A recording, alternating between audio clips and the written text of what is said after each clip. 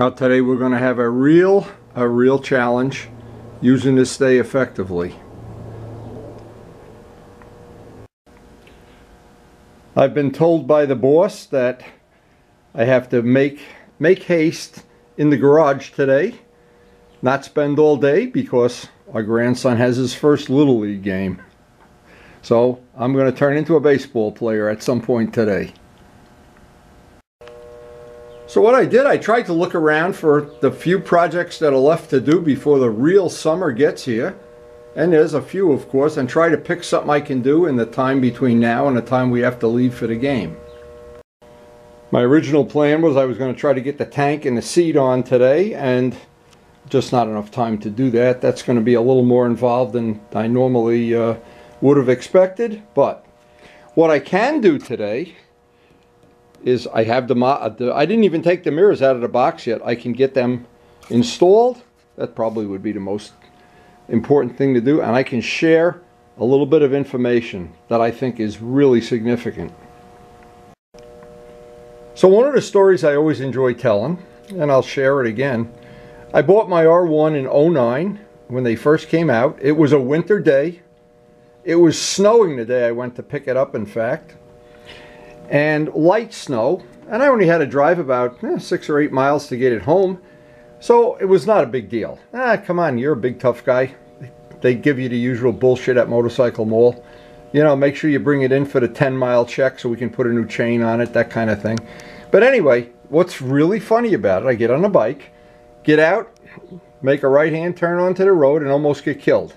Because the mirrors were non-existent. The mirrors were so close, I couldn't see anything.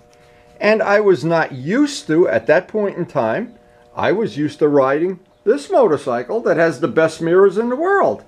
So what had happened is, right in the very beginning here, I got, a very expensive, at that point in time, it was a top-of-the-line super bike, and I almost get killed, and I only own it for less than 10 minutes. Now what happened over the course of owning the motorcycle, I had put on some extended clip-ons because I was trying to get the bars a little higher, and then I bought another set of risers and another thing, and I eventually put handlebars on it. But each time I did that, the mirrors stayed in the same spot. And the mirrors came out to about here, I think. And it's that extra inch of mirror that lets you see something beside your elbow. And I know when they design these bikes, the people that design them, they want them to look all sexy and cute and everything. And then the minute you go to ride them, you realize, oh shit, I want to see what's behind me. The bar end mirrors I don't like for another reason. You can see, not as good as with regular mirrors, but you can see okay up to a point. But the problem is, at very high speeds, this one especially, it's always the one on the right, just seems to go, and you'd be riding along, and I've got 4 or 5 other sets of them that I've thrown away, given away. You'd be riding, say, at 100 miles an hour, and all of a sudden, boop. Now you got to readjust the mirror, and you got to see if, the aliens are ready to kidnap you, and the spaceship's behind you, or whatever. But since I have the radar detector on the bike, if that radar detector beeps even once, I want to see what's behind me. Now what I did with this bike, and this was one that had come with some factory mirrors that were, they're okay, and they're not super duper. But then Chris, I was riding with Chris, and I had mentioned I needed a set of mirrors, and Chris graciously bought me this set of mirrors. I think I had done some work on her bike, I don't remember. But Chris supplied these mirrors, I painted them, and these are way better than the ones that come with the bike. So the mirrors, to me, are really a significant part of you're enjoying the ride, is being able to see behind you. And next year, when we do our Cafe Racer Evil Twin project on this, I want to make sure absolutely that part of the project is I don't wind up with 2 little mirrors that I can't see anything out of. That's one of the high criteria. So the first thing I want to do today is get down there, open up those boxes with the mirrors. I've shared my horror story about mirrors. And believe me, if you're like me, you want to see what's behind you. And even if you're not as old and cautious as I am, maybe someday you'll be lucky enough to be this old. I don't know.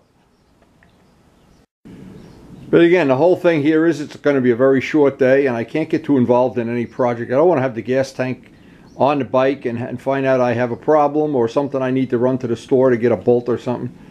I want to have this day free for the Little League game. Now, I want to share this story. This is really has a lot to do with what I'm going to do today. 1976, this is a 1976 Cycle magazine. I was on the cover of 3 magazines that year. This is a custom bike that I made that I thought was the coolest bike in the world. And of course, looking back now, it's bell-bottom pants, but I want you to look at this close. Every time I'm in here, and this is in my bathroom, I have this framed, so I always remember. I always look at this and I say, mistakes I made. Look at this bike. Now, back then, New Jersey had a strict inspection code, and to get this bike through inspection, it had to have a mirror. It needed to have one mirror. What I used was a dental mirror that they put in your mouth. Notice, you can't even see it on the bike. So imagine how stupid I was back then in the 70s. Just for openers. They didn't have, I don't think they invented directional signals back then, let alone that we had them. No, we really had them. But when I look back at this, I realize bell-bottom pants, how far we've come, and the modern motorcycles, how wonderful they are and how safe. But if you don't go back this far, I don't think you're missing much. This was a great time to be alive. Notice, doing a big wheelie on the cover of the magazine, and he has no mirror. I think that's pretty funny. So little by little, we're cleaning off the project bench. Probably by the end of this week, we'll be all done with and have a clean bench and be ready to start the riding season. But this is one of the things we have that's still left to do. The mirrors, such an important thing. To me, I don't think there's a lot of things more important to me when I'm riding than being comfortable seeing what's behind me. So I always like to do an unboxing. I think it was very funny when I used to buy Miles these Hot Wheel toys. We used to watch a YouTube channel that had the guy posted videos of his, oh look at this, I got Yamaha decals. And look, how cool is this? I thought this was something else. This came from Amazon. These are decals. I didn't realize, I forgot I had even ordered these. These are going to go on the back brake caliper, and I got 2 spares. These are like gel decals. I forgot about it. Reason I got a new soldering iron, I thought this was my mirrors. Shows you what I know. I was hoping this was my mirrors. When I was doing those headlights, I realized my soldering iron is probably 1,000 years old, and you could just about get. And I know you can replace the tip and everything, but nothing's better than just getting a new soldering iron, that's for sure. So now that I know I have a new soldering iron, I have some extra decals, some stickers. I have a free box for Miles to play with. Where are the mirrors? Let's hope the mirrors, maybe in here there's 2 sets of mirrors. See, you never know with Amazon. It was so funny, I was talking to Luciano one day and he said, wow, I love getting packages from Amazon every day. Well, so do I. Let's see which ones these are. These are the ones I'm going to use. I have ones that go on a fairing, and I have ones that go on a motor, on the handlebars. I had thought this looks like the ones I actually will use, so I can put these on today if I don't run out of time. Yeah, these are the ones that go on the handlebars. So anyway, here's the whole deal in a nutshell. They're nice and big. If I like them, I'll at some point in the summer when it's warm out, I'll just take them off the bike and paint them shiny black. I can do that in one afternoon. Don't need to do it right now unless we have a rainy day or what. I love getting packages from Amazon. Luciano, you are right. I don't know why I'm fooling around with this. So anyway, these I already measured. These should fit. These look like they're half nice. Yeah, this looks like it's going to be a good deal. Just a question now of having my coffee. Yeah, that'll be fine. Having a good cup of coffee.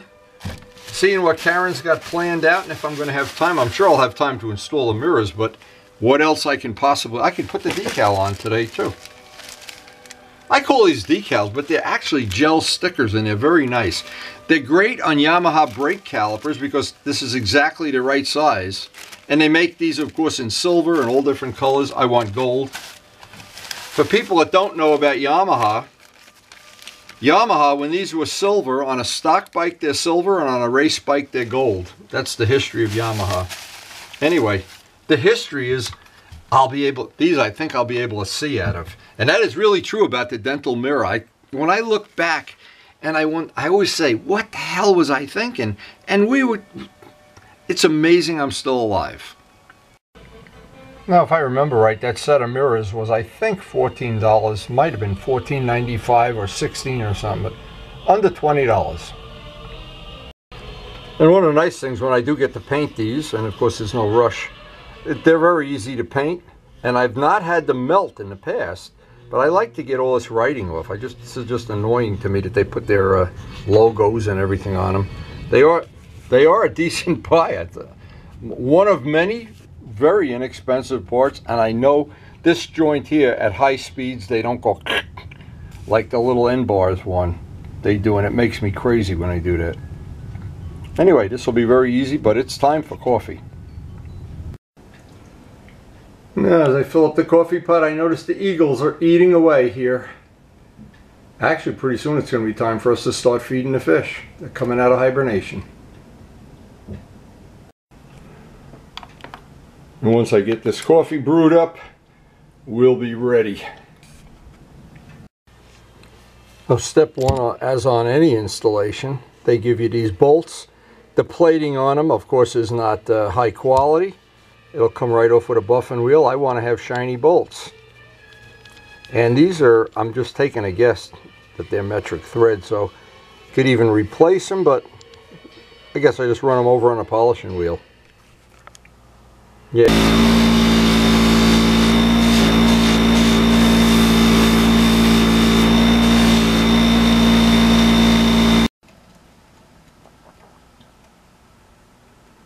Nice little touch.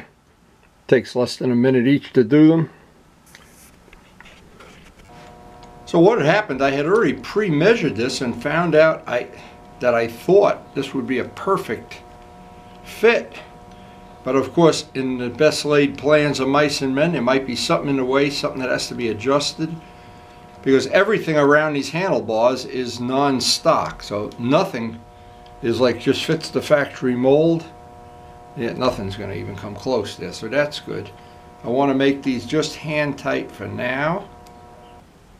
Yeah, I have really been disappointed on some bikes. Now, I've gotten to ride a lot of other people's bikes. In fact, I've gotten to ride most of Luciano's bikes, of which there are many.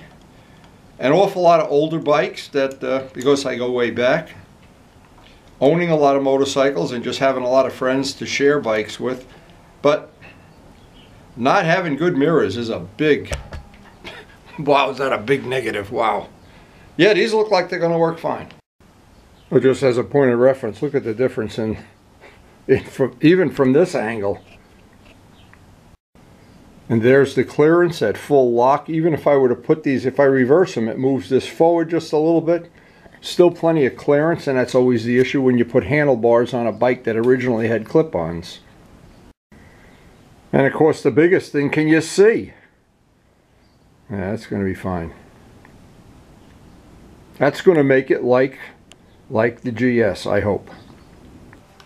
So now the trick is just getting this all adjusted up. I like to leave everything just hand tight, maybe a little more than hand tight, until I actually get the seat on the bike and I can get a preliminary adjustment. But I'd say you could easily mount this whole thing up in an hour, not even an hour. Now I always look, see, I'm referencing off the handlebars for, I want these there, about a 20-degree angle, a 20-degree. Now I can just roughly tighten everything down and see how they look. Just getting these roughed in before I get the seat. I just want everything to be hand tight. And when I'm all done and I'm happy with it, I'll really put these in as tight as they really should be. That little rubber boot goes on there, very nice. Really pretty simple and straightforward, but a couple things I can say that would probably make sense. Loctite the bolts. Don't over tighten them. These are delicate screws. These are not You don't need to have them at 80 foot-pounds, that's for sure. And just from looking at this from without a seat on a bike, I think these are going to be every bit as good as the GS, which is the gold standard for being able to see what's behind you. Now, I sat on a bike just to see, and I looked in the little mirrors and in the big ones at the same time, back and forth. No comparison. No comparison. All right, this has just been this one easier than I thought it would. Almost always when I do this kind of stuff, Claire, it doesn't fit there, it doesn't hit here. There's always something. This went pretty well. To finish this up, I want to take the bar end mirrors off. Just give this a final look over. This was like an hour. Oh, here comes Karen. Ready to go? Yep. It's time to go. Now, one thing about the way my life has evolved, when Karen says it's time to go, she's not kidding around. So I have 5 minutes here to clean up. I wanted to take this off and just see what it looks like. Of course, these come right off, but I'll polish that up, clean it up a little bit later. I got the dropsies today. You believe this? Anyway, just wanted to get a rough look there. See, I'm like a guy. I just can't. I'm so involved in this project. I never stop looking at it. So in the last couple days, we have the master cylinder, the mirrors. We still need to do the tank and seat, of course, but this was a short day. But even on a short day, we managed to get something done. I guess there's something to be said for that. Well, even a short day, hey, at least I'll be able to see out the back, see the cop chasing me or the terrorists or whatever. Anyway, short day, but we are headed out to the Little League field. It's really cold. It's still cold. I hope the poor kids don't freeze in their uniforms. Anyway, hope you enjoyed the video, and thanks for watching.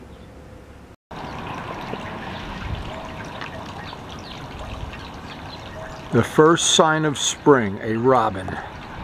Now we know spring is truly here.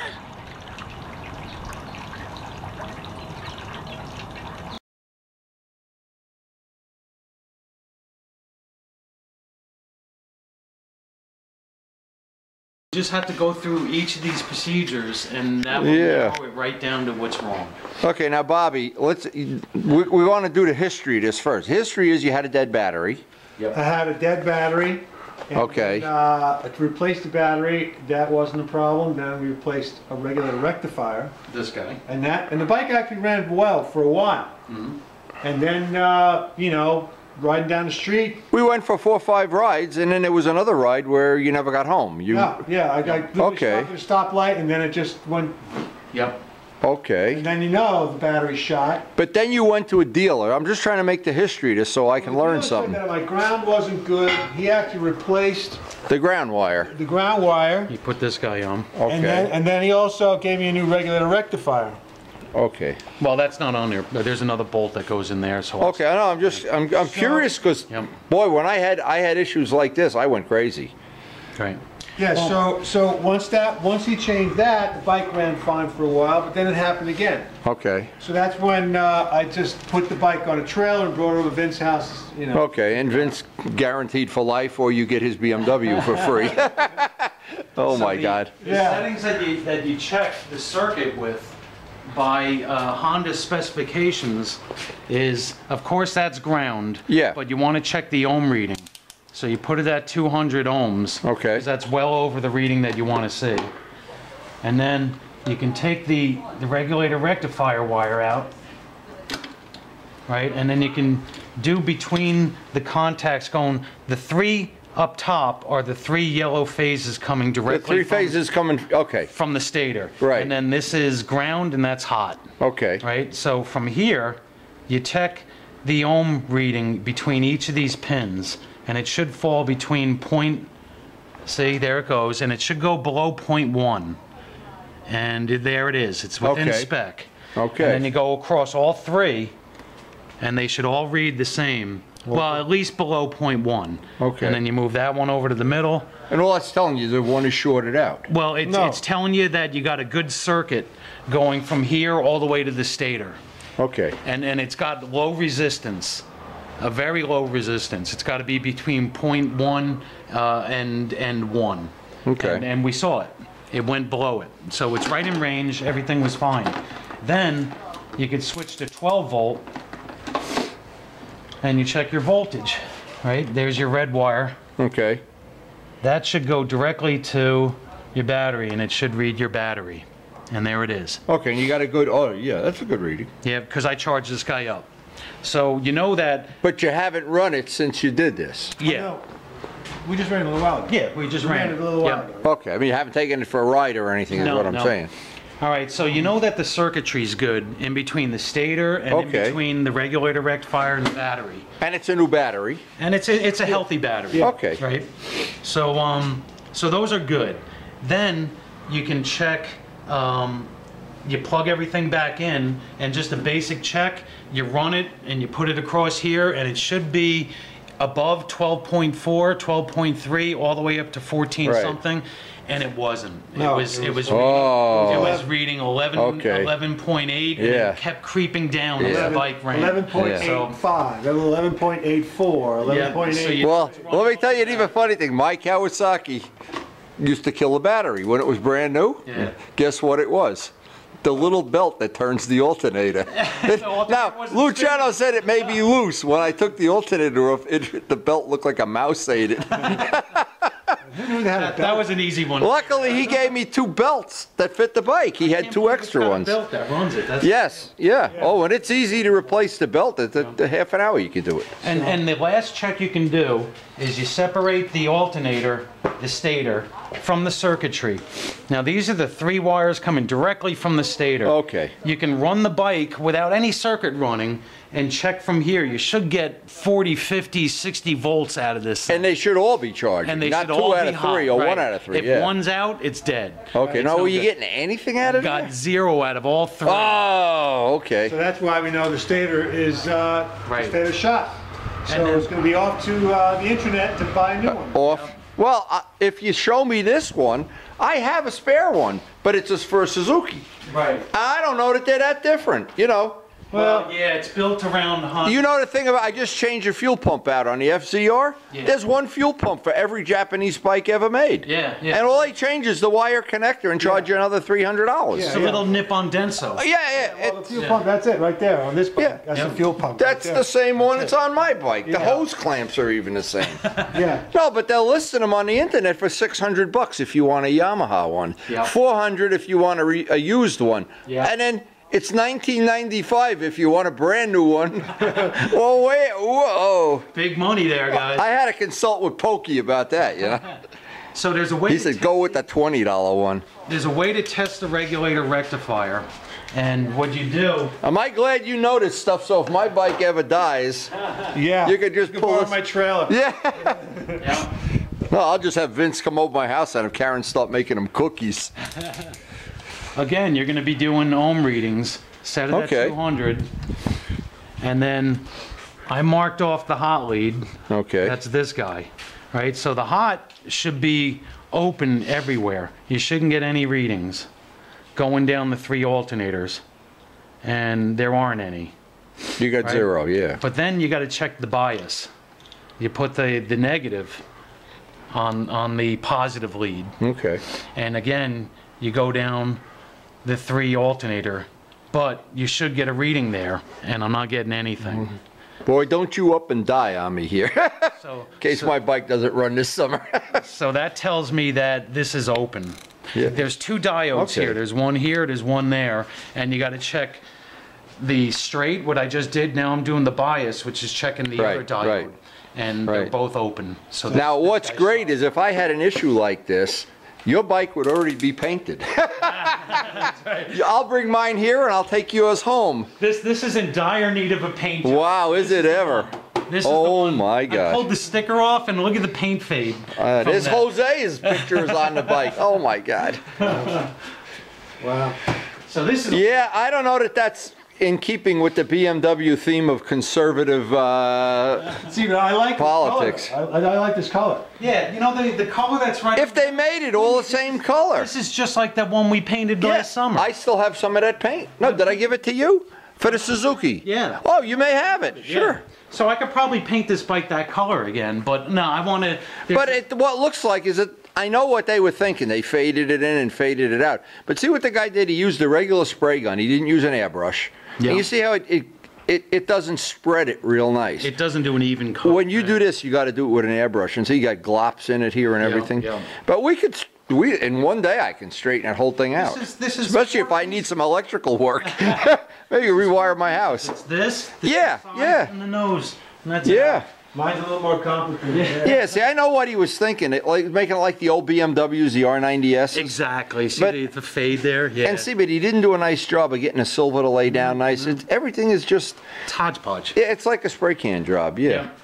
Well, I want to paint this. There's the Infinity. You ever see the Infinity SUVs?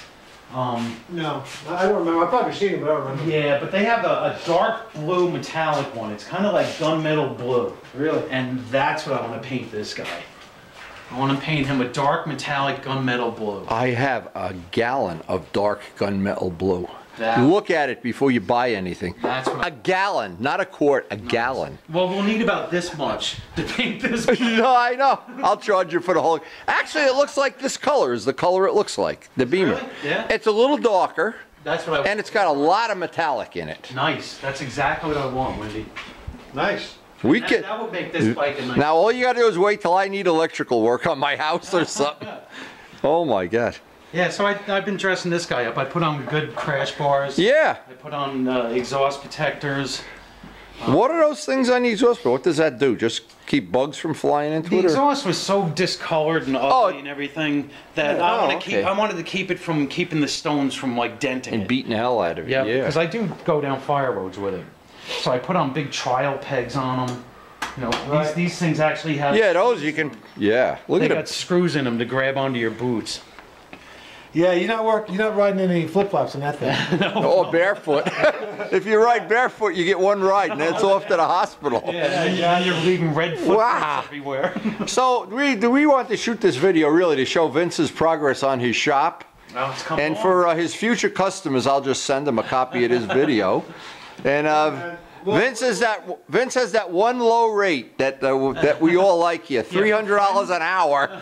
Well, for friends it's free. But oh my God! I still beat the shops by half price. Well, you know, we'll do an overhaul in here when he's ready, and you know, paint it out. Now, what I did, Bob, I brought up the my buffing, all the buffing wheels. If you wanna, or you wanna let your son do a little play, you'll have some fun. On what?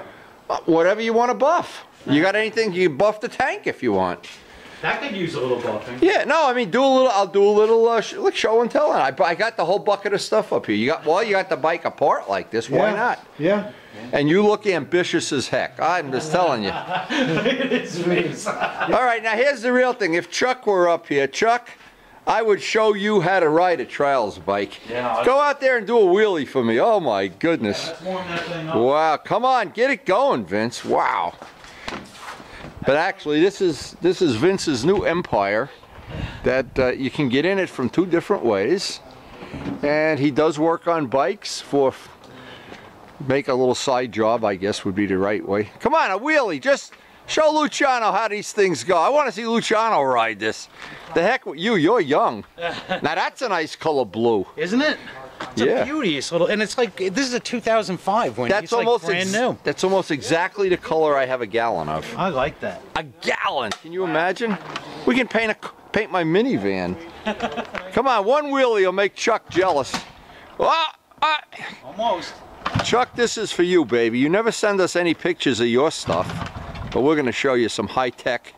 I changed the carburetor, so he'll take a couple kicks. Well, as long as you're kicking and not me, that's okay. Oh, wow. Come on, baby. Get out the can of ether there. Yeah, this doesn't, usually it starts pretty good. I had one of the old Suzukis. All I remember, it was so much fun. Almost.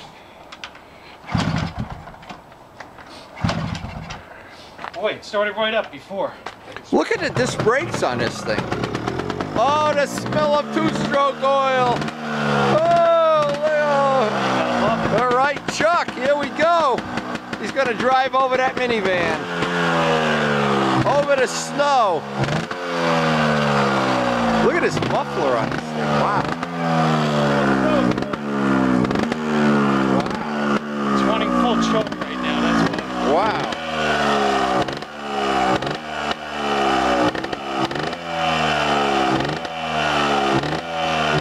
Look at that little disc brake, Bob. Yeah. It's like for almost for a bicycle. A little radiator. I didn't even notice the little radiator. Look at that radiator. The fan that kicks on when it gets hot. Oh, look at that little puppy in there. Wow. And that's actually a full floating disc too. Really? Yeah. Nice. Now we should have Chris here. Chris could take a ride on this. Yeah. I know Chris is big on wheelies. Chris, we're on to you. Look at this. Watch this.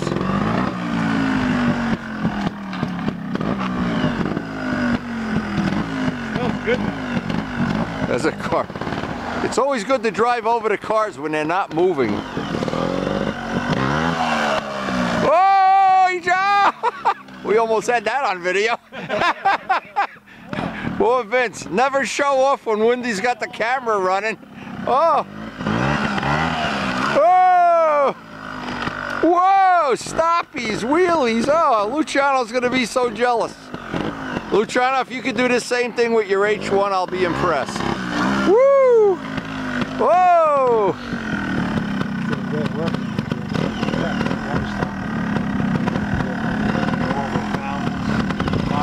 They actually drive over cars at the competition. They park a car, go up the hood, and whatever the hell they do.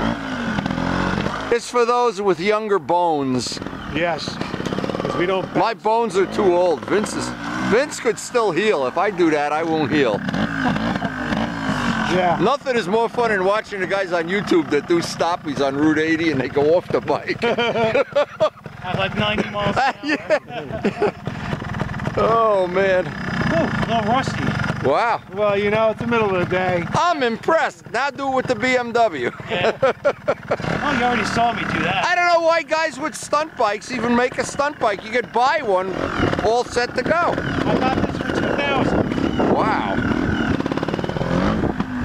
You know, you take a perfectly good R6 and turn it into a stunt bike. Oh.